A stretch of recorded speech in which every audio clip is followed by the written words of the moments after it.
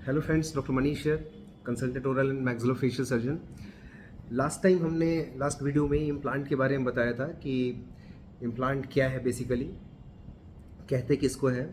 और मैंने उस दिन बताया था आपको, जो नेक्स्ट वीडियो आएगी उसमें हम लोग ट्राई करेंगे, एक्सप्लेन करेंगे कि इसका मोस्ट बेनिफिट क्या है, क्यों पूरे वर्ल्ड वाइड ये सबसे ज़्यादा आज के टाइम में डेंटल इम्प्लांट जो है वो एक्सेप्टेड है, और कुछ इसके जो ड्रॉबैक्स हैं।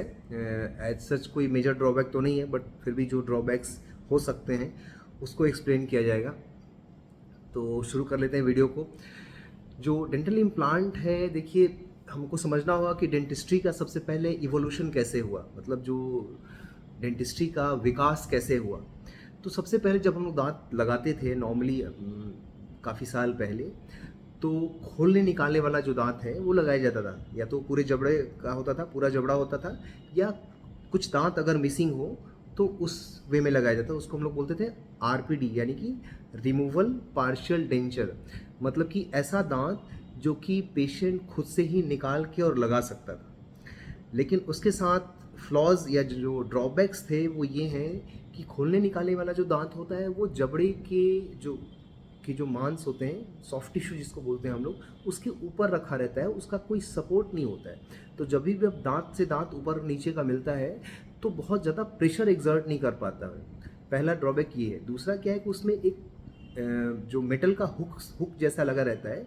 जब वो हुक जब दबाता है, पेशेंट चू करता है, दांत पे दांत रखता है, तो जिस दांत को में वो फंसा रहता है हुक, उस दांत को वो साइड में खींचता है। इसके वजह से जो इस दांत से सपोर्ट वो ड्रॉ कर रहा होता है, वो दांत भी इन्हें लॉन्ग रन में ख़राब हो जाता है। बाद में क्या हुआ कि फिक्स दांत का कॉन्सेप्ट आने लगा, और जनरली क्या करते थे लोग कि जो एक दांत अगर आपका मिसिंग है तो इस तरह से ये एक दांत काट के छोटा कर दिया, बगल वाला छोटा कर दिया और ऐसे फिक्स कर दिया। तो ये भी बहुत दिन तक चला। लेकिन इसका भी ड्रॉबैक क्या था कि अगर आपको एक दांत लगाना है या दो दांत लगाना है, तो कम से कम जहाँ दांत लगाना है उसके एक आगे और एक पीछे, ये मिनिमम इतना दांत तो कट करना ही पड़ता था। मतलब दो दांत, नेचुरल दांत बर्बाद हो जाता था। तो देखिए, जो मेडिकल साइंस का जो बेसिक प्रिंसिपल है वो है कंजर्वेशन। मतलब जितना नेचुरल चीज़ को कंजर्व कर लिया जाए, चाहे वो कैंसर सर्जरी में हो या बेसिक किसी भी सर्जरी में, ये पहला प्रिंसिपल है कि जो भी नेचुरल चीज़ है जो बॉडी में ईश्वर ने बना के आपको दिया है, उसको कंजर्व करा जाए। तो इस चीज़ को ये वायलेट करता था। जो पुराना ट्रेडिशनल तरीके से हम लोग दांत लगाते थे इस तरह से, इसमें दांत को काटना पड़ता था। तो ये तो दो दांत बर्बाद हो जाते थे, ये नॉर्मल सी बात है। इसके अलावा क्या होता था कि जो हड्डी है, मैंने आपको उस दिन लास्ट वीडियो में बताया था कि जो दांत होता है उसमें दो हड्डियां होती है प्राय। एक तो वो हिस्सा जिसमें दांत लगा हुआ है, और एक नीचे वाला हिस्सा, इसको बोलते हैं बेसल बोन, इसको बोलते हैं रेडिकुलर बोन, जिसमें दांत की के जड़ है। तो जब ये दांत एक बार निकल जाता है तो क्या होता है कि वो जो दांत जिस हड्डी में जहाँ तक वो गड़े रहते हैं, जहाँ तक वो लगे रहते हैं, वो वाली हड्डी टाइम के साथ डीजेनरेटेड हो जाती है, यानी कि गलने लगती है।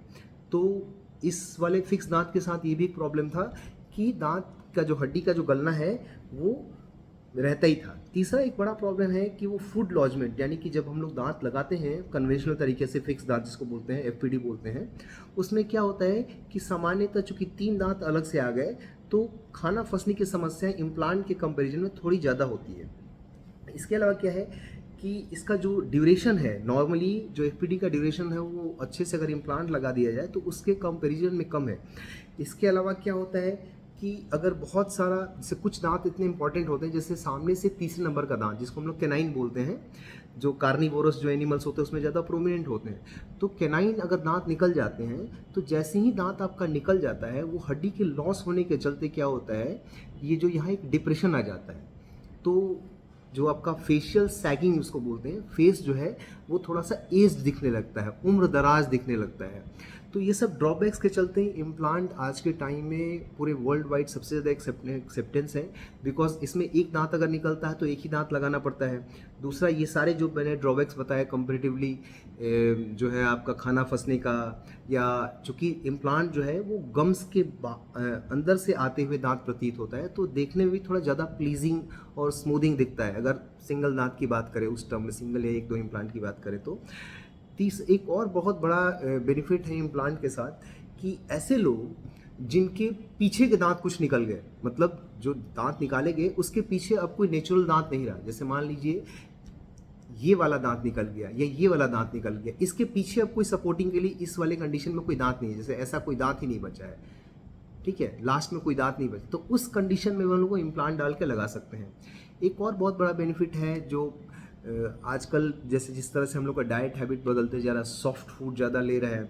अब पहले तो हमारे ज़माने में हम लोग बचपन में कम खाते थे, आजकल तो बचपन से ही लोग chocolate, hot dog, burger, pizza and all, Kurkure, chips, whatever, तो जो भी स्टिकी फूड है वो ज़्यादा लेने के चलते दांत ज़्यादा पहले से ख़राब होने लगे हैं। तो उस कंडीशन में क्या होता है कि उम्र से थोड़ा पहले ही नॉर्मली लोग अब ईडेंचुलस होने लगे, मतलब कि 50 की उम्र में आते आते काफ़ी सारे दांत खराब जाते हैं।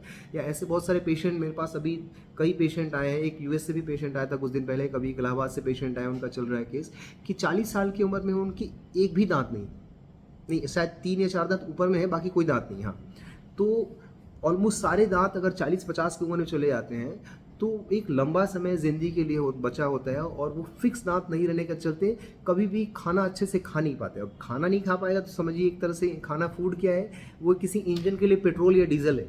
खाने के बिना आपकी बॉडी चल ही नहीं सकती, डे टू डे एक्टिविटी भी बहुत लेजीनेस फील करेंगे, डी एनर्जाइज्ड फील करेंगे, बहुत थकान महसूस होगी। उसके अलावा आपका जो बॉडी का जो डिफेंस है, जो रोग प्रतिरोधी क्षमता है, वो भी आपके डाइट से डायरेक्टली लिंक है, तो वो रोग प्रतिरोधी क्षमता भी चली जाती है। आपका फेस डिफॉर्म हो जाता है क्योंकि सैगिंग हो जाती है, दांत आपके एस्थेटिक्स यानी लुक्स में बहुत ज़्यादा रोल प्ले करते हैं। तो खोलने वाले निकालने वाले दांत के साथ क्या है, कई बार खाते टाइम वो निकल जाता है या बार बार कटते रहता है, उसकी एफिशिएंसी बहुत कम होती है, उससे 8 या 10% एफिशिएंट होता है। मतलब कि आप अगर 50 साल की उम्र में आपके सारे दांत नेचुरल बचे हुए 100 चीज़ खा पा रहे हैं, तो उसी उम्र में अगर आपको खोलने निकालने वाला जबड़ा लगा दिया जाए तो आप हार्डली 8 से 10 चीज़ें ही खा पाएंगे।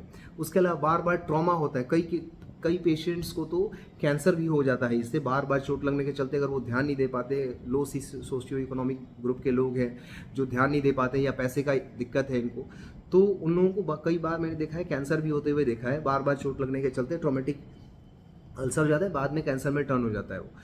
तो आप अगर इम्प्लांट लगाते हैं तो उस उम्र में भी 50, 40, 60 की उम्र में भी आप सारी चीज़ें वैसी चीज़ें खा सकते हैं जो कि आप यंग उम्र में खाते थे। तो ये एक बहुत बड़ा फ़ायदा है इम्प्लांट का। ड्रॉबैक्स जहाँ तक एज फार एज ड्रॉबैक्स है, ड्रॉबैक एक फाइनेंस का हो सकता है कि मतलब थोड़ा महंगा पड़ता है, ऑब्वियसली एक फाइनेंस एक इशू है। दूसरा, कुछ लोगों में ऐसा हो सकता है कि वो डरते हों सर्जरी से। तो एज सच जो आज के टाइम में जितना साइंस इवॉल्व हो गया है, इम्प्लांट सर्जरी जो है बहुत ही ईजी हो गई है, और अब ऐसा कुछ रहा नहीं कि मतलब इम्प्लांट के लिए बहुत आपको जीए की ज़रूरत पड़ती है या बेहोश करना पड़ता है, सब कुछ लोकल एनेस्थीसिया में हो जाता है। और पेशेंट, आपने मेरे वीडियोस बहुत देखे होंगे इम्प्लांट के, मतलब इसमें पेन उतना भी नहीं होगा जो होता है जितना दांत निकालने के क्रम में होता है। बट फिर भी कुछ लोग अगर सर्जरी से फियर है उनको, तो that is a different thing, but ऐसे अदरवाइज कोई इशू नहीं होता है। और इम्प्लांट भी आजकल बहुत डाइवर्स का टाइप के आ गया। नेक्स्ट वीडियो में हम लोग उसको डालेंगे, आज कल या परसों तक देखते हैं जब टाइम मिलता है, कि डिफरेंट टाइप ऑफ इम्प्लांट क्या होते हैं, इसके चैलेंजेस क्या है और इसका फाइनेंशियल इम्प्लीकेशन। एक में भी कुछ लोगों के लिए हो सकता है, जिस रीजन में मैं प्रैक्टिस कर रहा हूँ पर्सनली, फाइनेंस वाला इशू कंपेरेटिवली थोड़ा सा महंगा होता है, ज़रूरी है। लेकिन अगर हम टियर 1 सिटीज़, टियर 2 सिटी से तुलना करें तो हम लोग जो इम्प्लांट के चार्जेस लेते हैं वो ऑलमोस्ट हाफ है। मतलब अगर 2 इम्प्लांट दिल्ली में किसी अच्छे सर्जन द्वारा अच्छी कंपनी का इम्प्लांट 1 लाख में लगाते हैं, तो हम लोग यहाँ 40 to 50,000 लगा देते हैं। तो वो बिकॉज यहाँ के सोशियो इकोनॉमिक बैकग्राउंड के हिसाब से है वो, तो वो एक इशू रहता है, थोड़ा सा महंगा पड़ सकता है। But as far as implant now it is the best treatment option for full mouth और partial oral rehabilitation. Okay, thank you.